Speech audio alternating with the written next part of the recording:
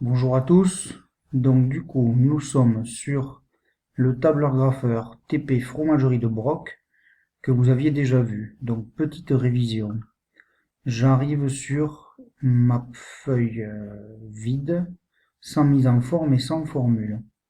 Je rappelle, si ça veut marcher, non je ne peux pas changer de feuille, si, que la feuille de départ ressemblait à ça. Donc on avait bien du orange ici. Vous voyez qu'ici vous avez la ligne 14 et 15, donc il va falloir fusionner cette cellule. Alors qu'ici, par exemple, pour prix unitaire, on va être plutôt sur une fusion horizontale, avec du coup les colonnes D et E qui vont devoir se fusionner.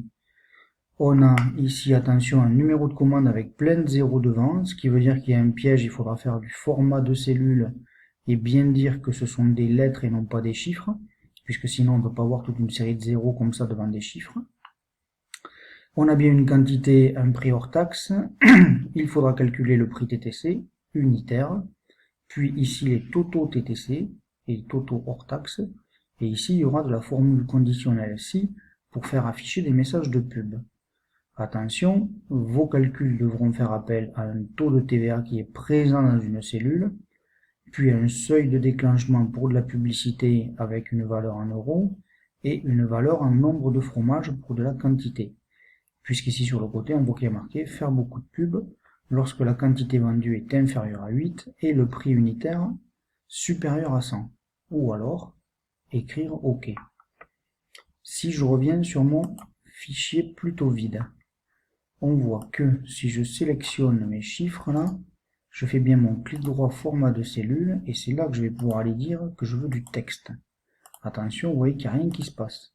Il va falloir que je retape mes différents 0 puis mon 1 pour que cela puisse fonctionner. Je peux peut-être aussi, si je suis malin, utiliser la poignée de recopie et je gagne du temps. On a parlé de fusion tout à l'heure verticale. Effectivement, numéro de commande pour la ligne 14 et 15, je viens ici là-haut chercher l'icône fusionner et centrer. Pareil pour ici, et ici on a dit qu'on ferait dans l'autre sens, avec les colonnes D et E. Et je fusionne, et pour total, on va dire que je fusionne aussi. Ici, je pense que je fusionne dans l'autre sens de mémoire, mais vous vérifierez. Tout ça, on a vu que c'était en orange, donc je vais pouvoir faire un clic droit, format de cellule, remplissage, et je vais pouvoir venir chercher une couleur, par exemple là, orange. Mes calculs. Pour faire un calcul, on fait quoi? On se positionne en premier dans une cellule.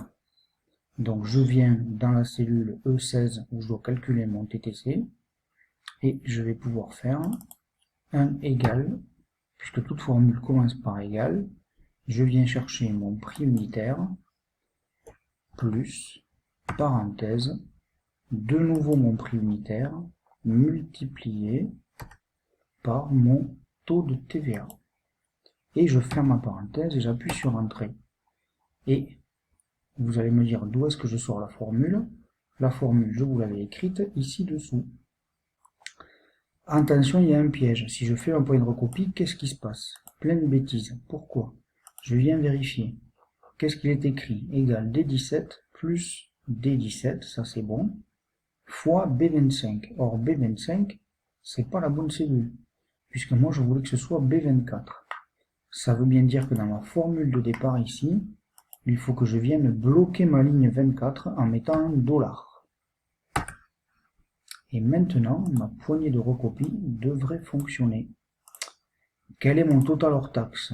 Égal, je viens chercher mon prix unitaire hors taxe, multiplié par le nombre de fromages commandés, soit ma cellule C16, entrée, et je fais ma poignée de recopie.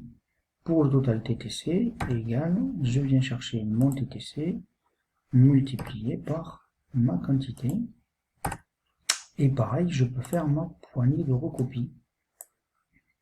Voilà pour la première partie de l'exercice, évidemment. On peut faire quelques traits. Pour faire des traits, clic droit, format de cellule, toujours pareil. Bon alors, ce petit menu déroulant ici, mais clic droit, format de cellule, vous aurez accès à tout. Et j'ai bien mes bordures, où je peux venir choisir du contour, mettre du milieu. Et j'aurais pu aussi peut-être choisir des traits épais autour et garder des traits fins au milieu. Si je fais OK, hop, vous voyez que ça me dessine des traits. Attention, ne dessinez pas les traits dès le début, parce que quand vous faites la poignée de recopie, sinon ça va vous exploser votre mise en forme. Allez, fin du test de début d'enregistrement, et on passera ensuite à la formule conditionnelle.